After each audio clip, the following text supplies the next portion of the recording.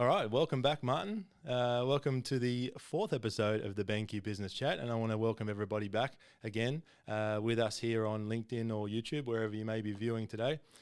So, Martin, how's things going at the moment? I know there's a lot happening, but what's happening? Yeah, g'day, Dan.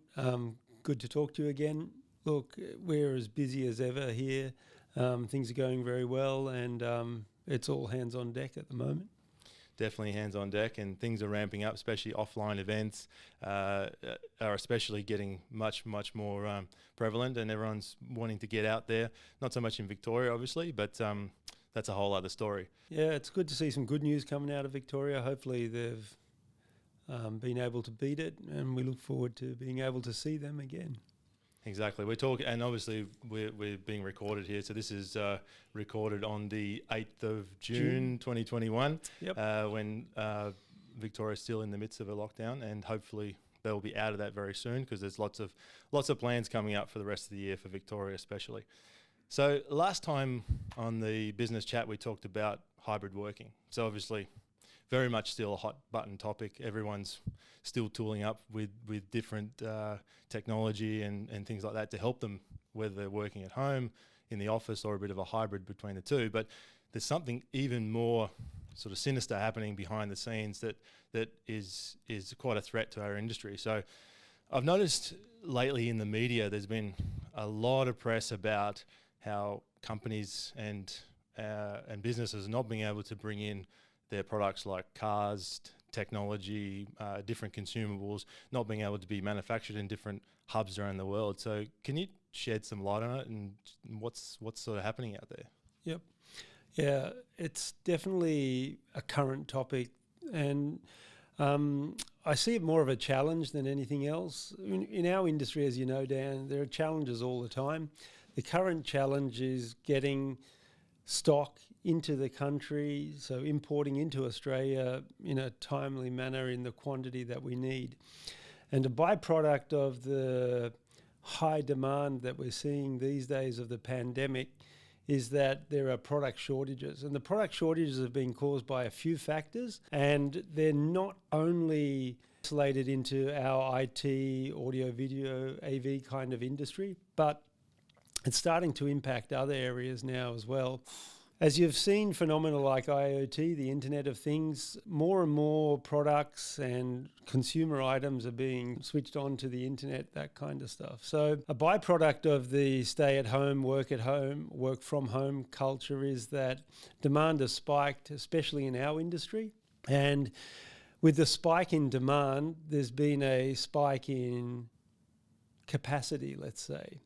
And by that I mean that specific to our company, I can't comment on every company, but specific to our company, sales are up higher than ever. We're having record years around the world, and this kind of spike wasn't forecasted by us. So our own factories are struggling to cope with the increased demand that all BenQ countries around the world are showing. Another byproduct of the pandemic is that, especially for Australia, we still have probably a very strong culture of travelling overseas for holidays, because we're in an isolated part of the world and we're a multicultural country. So it's quite common for us to travel overseas. In the past 18 months, we haven't been able to do that. And so we're spending as a country in different areas. New car sales are at record highs. Luxury car sales are record high as people divert their budgets away from that overseas travel into, let's say, purchases that aren't normal for them. So there's a shortage of cars in Australia, and second-hand car market, is at breaking point in that there's not enough supply, and then the cost of even second-hand cars has gone up. But it's gone one step further than that, in that the dashboard products that you find in every car all the time include satellite navigation, high-end audio. Sometimes you can watch TV inside of cars. And these kinds of products are being affected by the key component shortages, just as our products are. And this key component shortage is coming from pretty well publicised events. If you do a search engine search on the semiconductor shortage, you'll find that already at the end of last year, there were 2 factories that suffered because of fires, for example. There's famous chip manufacturers called Renesas and Asahi Kasei. This is a Japanese company that's had 2 fires. And so what we have is specific factories that are making specific key components that are unique to them and can't be outsourced elsewhere.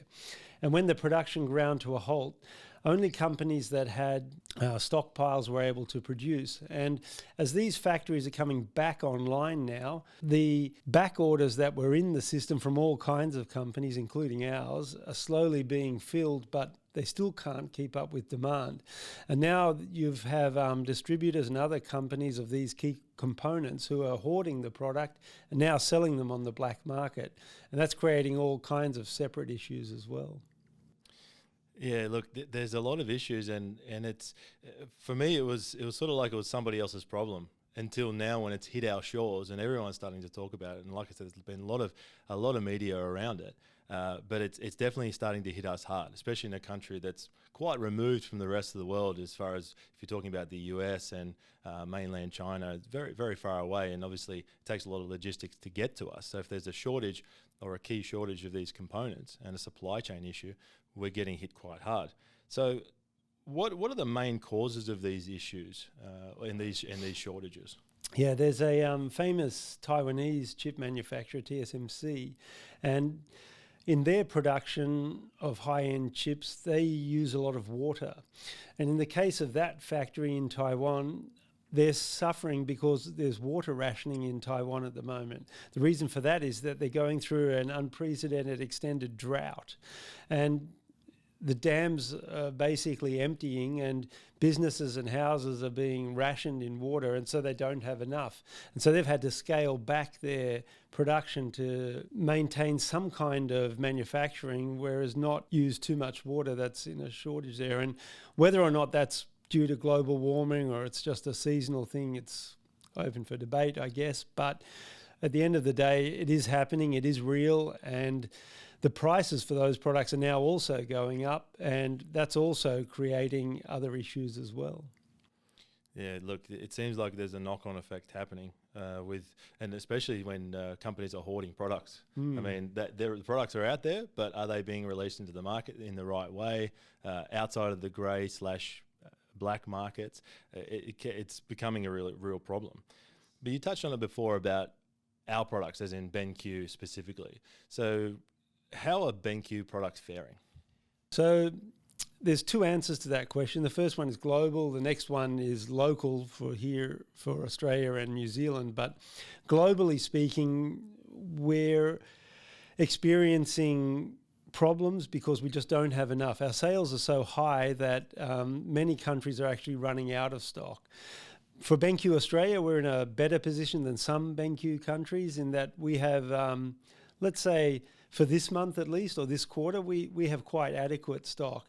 And moving into next month and next quarter, our stocks will go down, but some products will experience pretty severe shortages. Other products will be a lot better. But it's because we have so many different products across so many different categories, it's really a bit of a case by case. So some products we're quite happy with our stock levels, other ones we're struggling. But from our perspective, the feedback I'm getting from head office is that this period now, June, July production, will be amongst the worst since the pandemic's begun.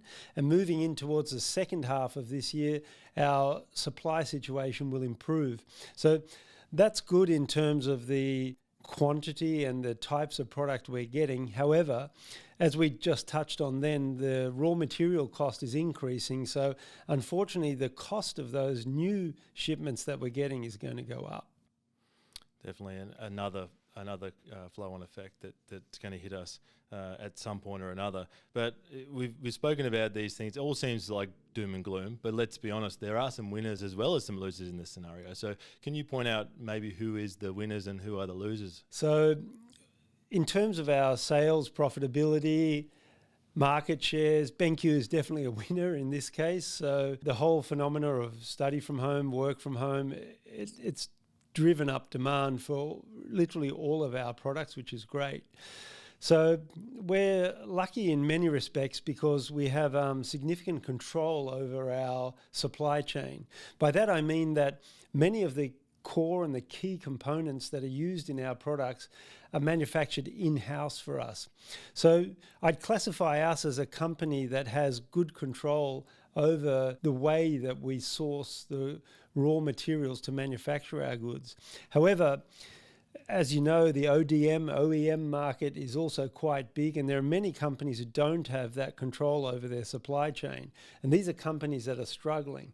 So in the last 6 to 12 months, you've noticed that some companies have pulled out of the markets that we're active in. And specifically for Projector, we can name 2 big Japanese brands who have recently announced that they're pulling out of the market. And even this product behind me, the interactive flat panel, is one Japanese brand that's pulled out of that market as well. Even though globally it's a booming and expanding market due to the nature of the technology and the advantages it can bring to businesses and schools alike. But even though that market is increasing in size, if you don't have that control over your supply chain, you're going to struggle to source product at the right price. And for many brands, they need to make a decision now whether or not they stay in the market and can cope with that kind of increasing price due to components or shortages or logistics, whatever the side effects of the pandemic are that are lifting the price and the availability of product.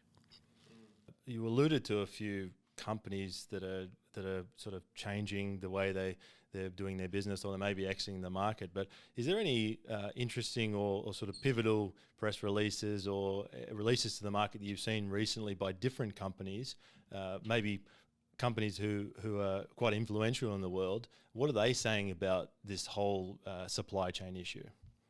Yeah, so nothing really comes to mind straight away, but I'll draw on the example of the console market. So there are 3 big players in the market: Nintendo with their Switch product, PlayStation with their new PlayStation 5, and the new Xbox product. So they're the 3 big players in the market. And what you're experiencing in Australia, at least, and I'm pretty sure it's duplicated in other countries, is that when the new PlayStation 5 becomes available in terms of stock actually hitting a retailer or something like that, they'll put out a tweet or a Facebook post or a press release saying, stock's available, it's limited. Then you'll find that end users are just rushing into that platform or into the store, grabbing the stock, and then it's sold out. So that's a pretty unusual phenomena. It's something which you'd experience on day one, on the launch date of the product, but generally 6 months after something's been released, you wouldn't experience that. But that's what's actually happening now due to these shortages and key component issues that we just spoke about. Yeah, the landscape's definitely changing for sure. Now, can you share anything about what approach that BenQ in Australia and also BenQ globally will take to combat the current situation?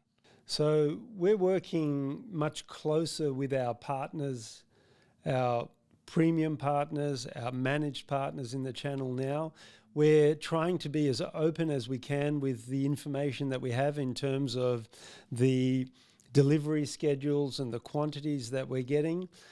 Our pipelines, especially on the B2B side, are quite healthy, and we have pretty good visibility. So for us and our sales guys, the key point is just getting out there, being as upfront as we can, letting them know what the real situation is, and then getting their feedback and allocating stock out as it comes in, literally. Definitely. It's going to be a tough one, but we're definitely managing it the best way we can and supporting the industry as well. So last of all, how tough do you think that it can get? Because it's getting tougher, and it probably will continue to get tough, but how tough do you think it will get? And what does the next year to 2 years look like as far as the supply chain goes? Yeah, this is being recorded, so 1 or 2 years later, we can check this out and see, that's right. and see how we've gone with our bold predictions here. But look, the information I'm getting is that, AKM, for example, that had the factory fire, they're going to recover. And these are serious companies that have significant backing, and they're going to come back online. So my information is that the May, June, July, August period is going to be the toughest. It's made worse by the fact that logistics into Australia from Asia are the worst ever in terms of the delays and the increasing costs that we've experienced. But we're pretty confident that by the end of this calendar year, supply will be back to a happy level. I wouldn't say it's going to be the best level, but it's going to be back to a level where we will be happy with it. Our ability to provide those products that are going to come back online at the right kind of price is going to be a challenge. Fingers crossed the exchange rate from the US dollar into the Aussie dollar plays into our favour, and we can support the channel and end users alike to get the best outcome again. Definitely, and that's the key, isn't it? The best outcome possible. It may get tough, it may get scarce, but we're definitely going to do the best we can for everyone involved. So thanks again for joining me, Martin, on the fourth episode of the BenQ Business Chat, and thank you to everyone for logging in on LinkedIn or YouTube to watch the episode or listen to the episode. If you'd like to find out any more information about BenQ Business Solutions, you can head over to benq.com.au and head up to the Business tab at the top of the page. Also, don't forget to follow BenQ Australia on LinkedIn, where you'll get the notification when we release the recording for the next business chat. We have a sit-down chat with a member of the team every month. So with that said, thank you very much again for joining us, and thank you, Martin, and we'll see everybody on the next one. Thanks, Dan. It's been a pleasure talking to you, and I look forward to seeing you next month. As always, Martin, thank you. Bye.